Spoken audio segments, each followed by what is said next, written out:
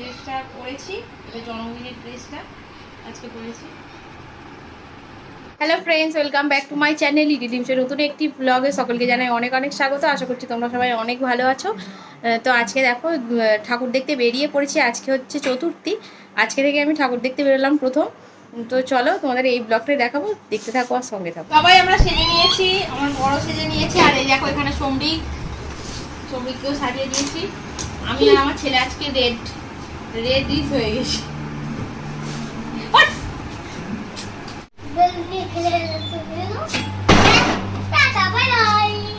তো প্রথমেই আমরা বেহালায় পৌঁছে বরিশা ক্লাবের ঠাকুরটা দেখব বলে লাইনে দাঁড়ালাম। আমরা চতুর্থী দিন গিয়েও আমাদের এত লাইন টেনে টেনে ঠাকুর দেখতে হয়েছে। আর সমরিক এখন ওর পাপার হাত ধরে ধরে যাচ্ছে প্যান্ডেলের দিকে। আর আমরা যেতে যেতে দেখলাম পাশে একটা ঠাকুর, সেটাও তোমাদেরকে দেখিয়ে দিলাম। আর এইখানে এখন বরিশা ক্লাবের প্যান্ডেলের সামনে চলে এসেছি। এদের থিম ছিল ভাঙাগড়া। তো এদের এই প্যান্ডেলের মধ্যে পুরোনো দিনের কারুকার্যের উপর বেশ করে প্যান্ডেলটাকে করা হয়েছে। আর ঠাকুরটাও ছিল খুবই সুন্দর, খুবই অপূর্ব দেখতে।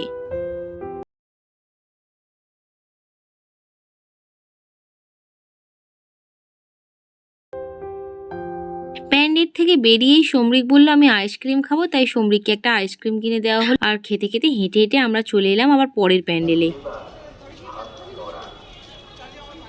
আমরা এখন চলে এসেছি অজেয় সংঘতে। এবছরের থিম ছিল ইচ্ছারানা। এই দেখো এই ঘটিগুলোর মধ্যে পাখির চোখ, তারপরে ঝুড়ি দিয়ে বিভিন্ন ধরনের পাখিকে খাঁচায় বন্দি করে রাখা, এইগুলোর ওপরে সুসজ্জিত করেছে এদের প্যান্ডেল। তো যেহেতু ইচ্ছারানার থিম, তাই তো একটা পরী থাকবেই।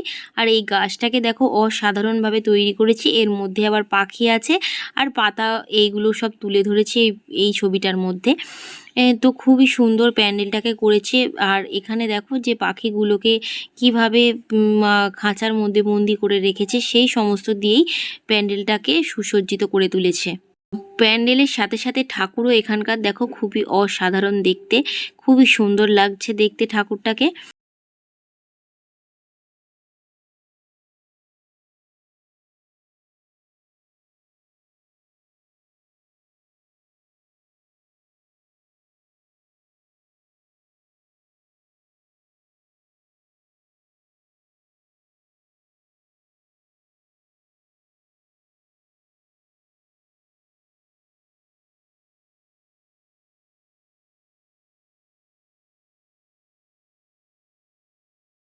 হরিদেবপুর ৪১ পল্লীতে। আর এখানে সাধুদের যে বিভিন্ন পর্যায়, সেগুলো এখানে দেখানো হয়েছে। আর এখানের প্রতিটা মূর্তিই ছিল খুবই রিয়েলিস্টিক। আর মূর্তিগুলোর মানে চোখ টোক দেখলে পুরো একদম রিয়েলিস্টিকভাবে বানানো হয়েছে। আর এখানের ঠাকুর তো অসাধারণ, যেন একটা সত্যিকারের মানুষ বসে আছে।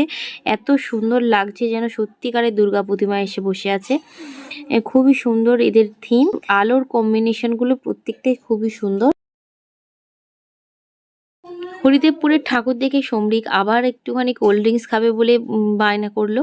তার জন্য ওকে একটু স্লাইস কিনে দেওয়া হলো। আর আমরা এখানে যা আসার পথে দেখলাম গরম মিষ্টি বানাচ্ছে। তো এখান থেকে আমরা গরম মিষ্টি নিয়ে নিয়েছি, রসগোল্লা আর কমলভোগ। একটু খাওয়া দাওয়া করে আমরা আবার বেরিয়ে পড়েছি আমাদের নেক্সট ডেস্টিনেশনে।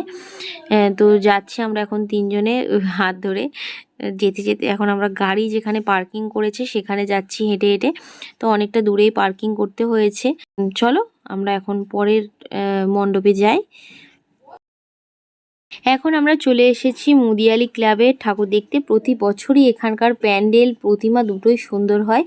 তো খুবই সুন্দর হয়েছে ক্লাবের ঠাকুর এবং প্যান্ডেল, প্রতি বছরই খুব সুন্দর হয়। এবছরও তার অন্যথা হয়নি। খুব সুন্দরভাবে হাতের কারুকার্য করে এইটাকে এই মণ্ডপটিকে বানানো হয়েছে। তো খুবই সুন্দর প্যান্ডেলটি হয়েছে। তো চলো তোমাদেরকে একবার ভালো করে প্রতিমা আর প্যান্ডেলটাকে ঘুরে দেখিয়ে দিই।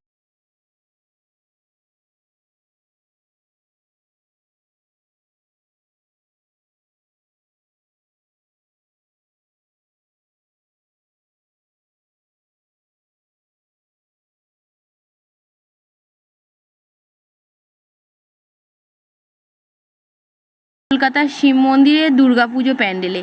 দেখো সামনেটুকু এরকম ডিজাইন করেছে। চলো আস্তে আস্তে ভেতরে যাই। ওপরে দেখো মাটির ভাঁড়ের ভেতরে ভেতরে লাইট বসিয়েছে, মাঝখানে এখানে ছাতার মতো তৈরি করা হয়েছে। এখানে ঠাকুরের জিনিসপত্র সরা খুঁড়ি এগুলো দিয়ে প্যান্ডেলটাকে করা হয়েছে, আর লাইটিংটাও খুব সুন্দর হয়েছে। চলো এবার তোমাদেরকে ঠাকুরটা দেখাই। প্রতিটা ঠাকুরই অসাধারণ হয়েছে। নাকতলায় ঢুকতে এরকম একটা বড় শীতলা মন্দির তোমাদেরকে দেখিয়ে দিলাম। এখন আমরা নাকতলাতে এসেছি। এখন ঘড়িতে প্রায় 1টার মতো বাজে। সোমরিকে এখন একটু ঘুম পেয়ে গেছে, ও আর জেগে থাকতে পারছে না। অনেকটা হেঁটেছে না, ওই জন্য টায়ার্ড হয়ে পড়েছে।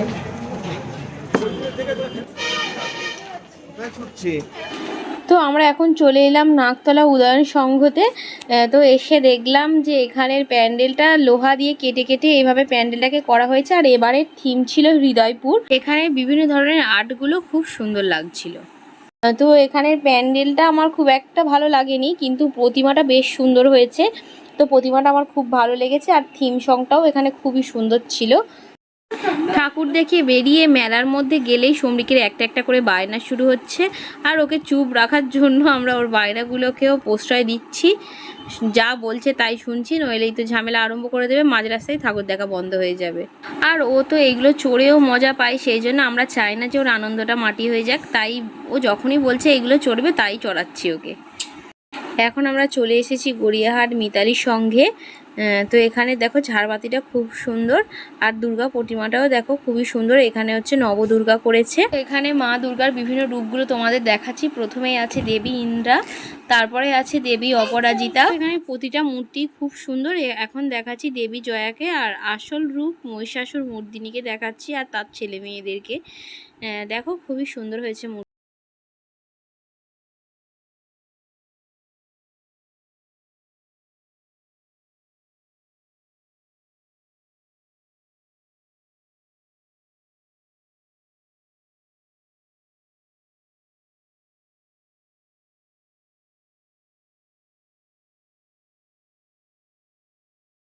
আর মিতালির সঙ্গ থেকে বেরিয়ে এলাম এই প্যান্ডেলটা দেখতে।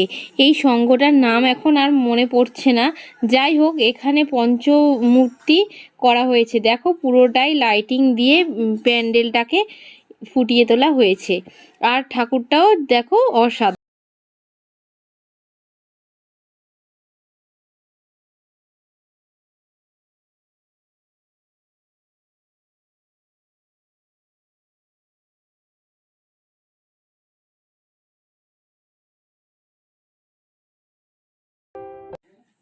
এবার চলে এলাম বেহালা সুরুচির সঙ্গে। এখানে বিভিন্ন মনীষীদের ছবি তুলে ধরা হয়েছে, আর পুরোটাই বেতের ওপর কারুকার্য করা। চলো তোমাদের প্যান্ডেলটা সামনে থেকে দেখাই। দেখো লাইটিংটার জন্য অনেকটা সুন্দর লাগছে প্যান্ডেলটা। চলো এবার তোমাদের ভেতরটা ঘুরে দেখাই। দেখো কি সুন্দর ঝাড়বাতি আর বেত দিয়ে ল্যাম্প করা আছে। ঠাকুরটাও অসাধারণ দেখতে হয়েছে।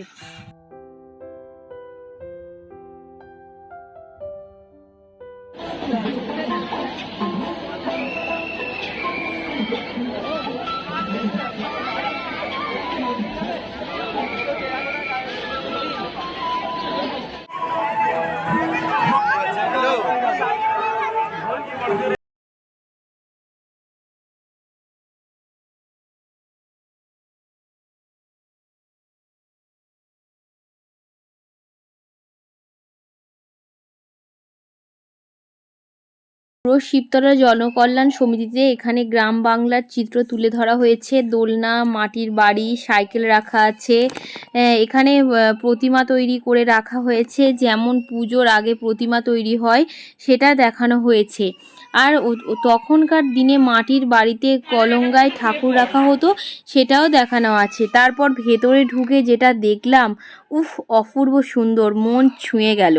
শরতের আকাশ, কাশফুল আর চারিদিকে ছোট ছোট প্রজাপতি দিয়ে কারুকার্য করা, পুরো যেন স্বপ্নের দেশে চলে এসেছি। তারপর যেটা বলার, প্রতিমাটা পুরো একদমই গ্রাম্য পরিবেশের সঙ্গে ম্যাচ করে আলতা পেরে শাড়ি পরা, অসাধারণ, আর কিছু বলার নেই। সমরিকের এতটাই ভালো লেগেছে, বলছে আমার এখানে একটা ভিডিও করে দাও। আর দেখো মাঝখানে একটা গাছ রাখা রয়েছে, যেমন আমরা মানত করে ঢিল বাঁধি তেমনটাই করা হয়েছে। সব মিলিয়ে অসাধারণ হয়েছে।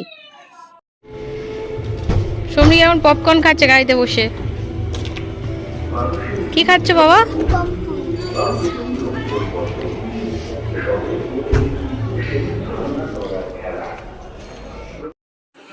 এবারে আমরা চলে এসেছি কেপার মাঠে। কেপার মাঠে প্রেম মন্দির করেছে। এখানে অনেক রকম লাইট পড়ছিল, দেখতে ভালো লাগছিল, তাই আমি দাঁড়িয়ে দেখছিলাম আর তোমাদেরকেও দেখালাম। খুবই ভালো লাগছে। আর এখন তো প্রায় ভোর হতে যাচ্ছে, সেজন্য দেখো পুরো চারদিকটা ফাঁকাই আছে। আর সমরিক আর নামতে চাইনি গাড়ি থেকে, ওর বাবা ওকে নিয়ে দাঁড়িয়েছিল আর আমি একটু ঢুকে ভেতরটা ঘুরে এলাম। বেশ সুন্দর লাগছে।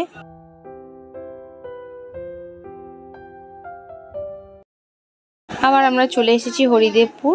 তো এখানে থিম ছিল মাইলস্টোন, বিভিন্ন মাইলস্টোন একদম, কারণ এখানে চারিদিকে নুড়ি পাথর এই ধরনের জিনিস দিয়ে থিমটাকে তুলে ধরেছে। থিম সংটা খুবই সুন্দর ছিল। আর এখানে যে মন্দিরগুলো দেখা যাচ্ছে, এই মন্দিরগুলোতে সব কটাতেই শিব ঠাকুর ছিল। চলো তোমাদেরকে ভালো করে ভেতরটা দেখাই, তোমরা দেখলে বুঝতে পারবে, তো তোমরা দেখতে থাকো।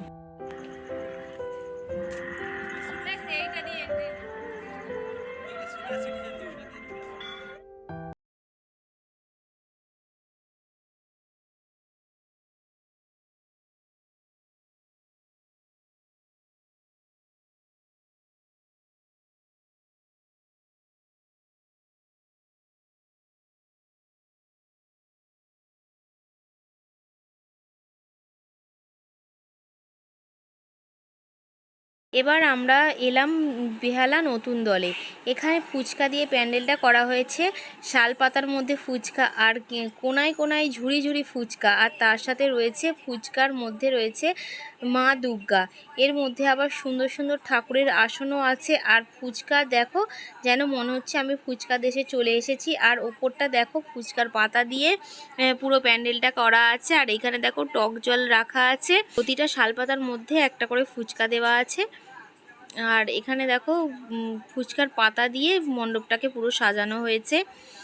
আর এখানে আছে দেখো বেলুন চাকি। সব কিছু মিলিয়ে এক কথায় অসাধারণ হয়েছে, ঠাকুরটা দেখতেও সুন্দর হয়েছে।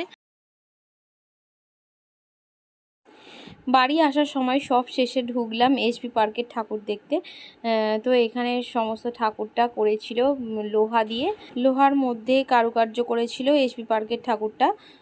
তো খুবই সুন্দর লাগছিল। আর কালার কম্বিনেশনটা ছিল জাস্ট অসাধারণ। সাদার ওপরে এই যে কারুকার্যটা না ভীষণ ফুটেছিল। আর আলোটা তো মানে লাইটের কম্বিনেশনটাও খুবই সুন্দর ছিল। তো আজকের মতো ভিডিওটা আমি এখানেই শেষ করছি। তোমাদের কেমন লাগলো অবশ্যই আমার কমেন্টে জানাবে। ভালো লাগলে একটা লাইক করবে আর চ্যানেলটিকে সাবস্ক্রাইব করে আমার পাশে থাকবে। দেখা হবে নেক্সট ব্লগে। টাটা সবাইকে, গুড নাইট।